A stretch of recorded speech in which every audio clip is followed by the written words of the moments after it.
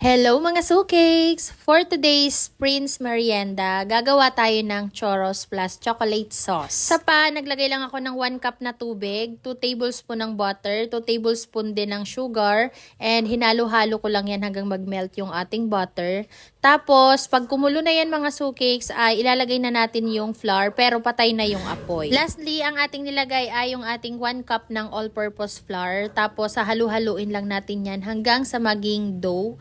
And mamix natin ng mabuti na wala na yung mga buo-buong flour and wala na tayong makikitang traces of flour dyan sa gilid. And then after natin mamix, papalamigin lang natin yan ng mga 5 minutes before natin ilagay yung isang perasong itlog kasi ayaw naman nating maging scramble yung egg natin kung mainit yung ating dough. Mix lang natin ulit siya dyan sa dough hanggang sa maging ganyan yung consistency niya. And naglagay ako dyan ng vanilla. So ganun lang ulit, imimix lang natin siya dyan sa ating dough. And then kapag okay na, ilalagay na natin siya sa piping bag. So dito gumamit ako ng coupler mga sukeks kasi alam nyo naman ito ay dough so medyo mahirap talaga tong i-pipe. Gumamit pala ako dito mga sukeks ng piping tip na 1M pero pwede naman kayong gumamit nung iba pang style ng piping tip kung anong gusto nyo. So ayan, ganyan ako mag-pipe nung una mga sukeks. Sobrang bagal and sobrang tagal talaga. So di pala dito uubra mga sukeks yung isang piping bag lang. Lalo kung ganito lang yung piping bag nyo yung medyo malambot. Kaya ang ginawa ko, dinoble ko pa siya at triniple ko pa siya. Bali, 3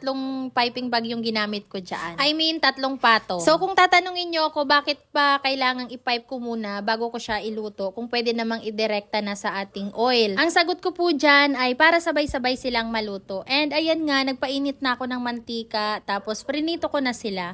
So, kung nakita nyo, kinamay ko lang siya kasi pwede naman siyang kamayin and manageable naman kasi talaga siyang kamayin. Mabilis lang tong maluto and ayan, nakatatlong batches ako ditong prito. So, yung una, ayun, nilagay ko na doon sa ating paper towel.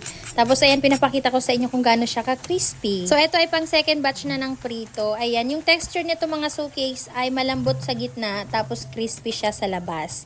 And, ayan yung pang last, sabi ko, itatry ko yung mga napapanood kong paggawa ng churros. Yung pagprito nila ay ginugupit nila. And, ayan na, luto na ang ating churros. So, ngayon naman, maglalagay tayo ng sugar, tapos lalagyan natin siya ng cinnamon powder. And then, i-coat lang natin yung ating mga prinitong churros habang mainit-init pa sila. So, ito ay optional lang naman. Pwede nyong skip kung ayaw nyo ng cinnamon. Naglagay ako nito kasi si Prince ay sobrang hilig niya talaga sa cinnamon. Anything na may cinnamon, talagang gustong-gusto niya. At after naman natin siyang ma-coat lahat, gagawa naman tayo ng sauce niya. So, basically, ang sauce talaga netong churros ay chocolate sauce. So, gagawa tayo ng ganache, pero lalagyan natin ng twist. Naglagay ako dyan ng peanut butter and yung cayenne pepper, kaunting-kaunti lang.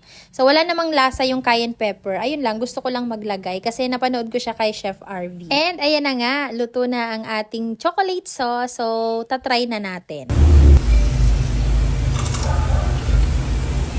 So, sana narinig nyo yung crunch. Hindi kasi tayo pwedeng mag-ASMR ngayon kasi sobrang ingay dito sa amin. So, ayun lang naman mga sukeks. Ilalagay ko na lang sa ating comment section kung gusto nyo rin ng ingredients and gusto nyo din matry. So, ayan si Prince. Itatry niya na yung ating churros.